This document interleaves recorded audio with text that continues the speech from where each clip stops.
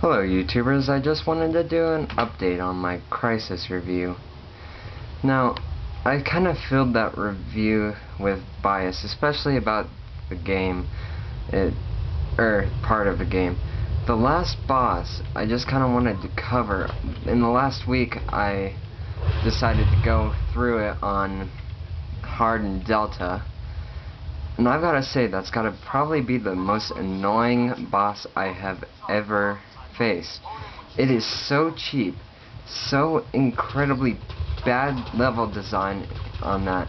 It's just, I can't really even explain how bad it really is. And the best way to describe it is glitchy, very glitchy. In fact, you will hardly know what to do.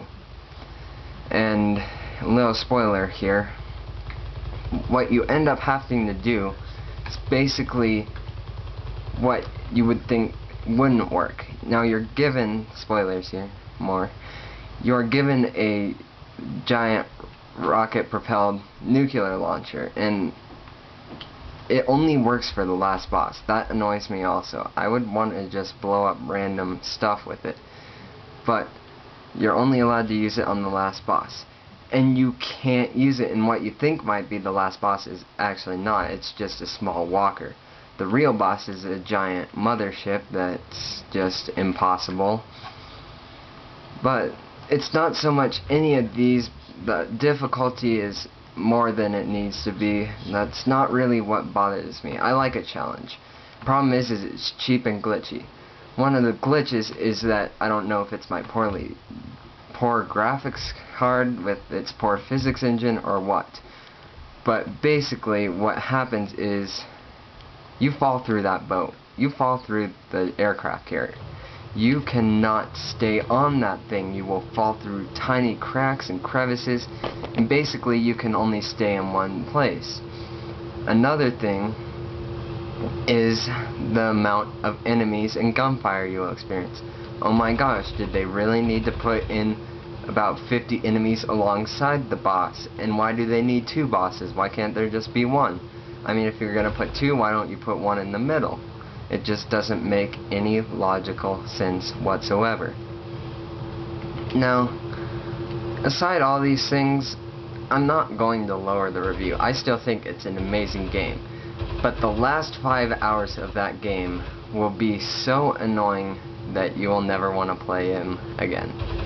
Like, the most fun you could have after that is going through dev mode and just trying to find some neat things to do. Or better yet, just kind of explore the island and find some glitches, which I'm going to show you one in this frustration that I was just messing around in.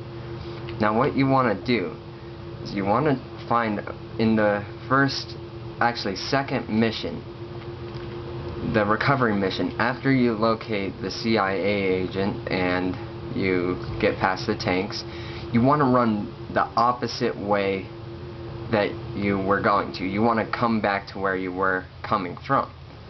And what you want to do is you want to grab this boat here. Now with this boat, you are going to go to the end of the map. And basically, you are going to hold the shift key, accelerate yourself to about 60 knots, and you are just going to keep flooring that thing even past where it says you will be terminated, like right here. Now if you get to this island within that amount of time, you are free to explore the other half of the island, including the mountain, which you're not supposed to see till the later half of the game. Now, there's no really pointful thing to going here, unless you are into complete time wasters that aren't even really time wasters. They're completely like combustors of your time. You can go ahead and climb up these mountains, and you can go on forever. You can also get really nice views, and you can go cliff diving. And I'm sure somebody else has figured this out. If not, cool, I'm the first one. But basically you can just kind of get a really nice view. I mean, there's some, like the water down there is beautiful. I mean, if I could get it to render really nicely like it was in the actual game area, I would probably get a screenshot of that and post it as a screensaver or something. But basically, Crysis has an engine where it's, after a certain speed after falling, you are meant to basically go into the skydiving mode as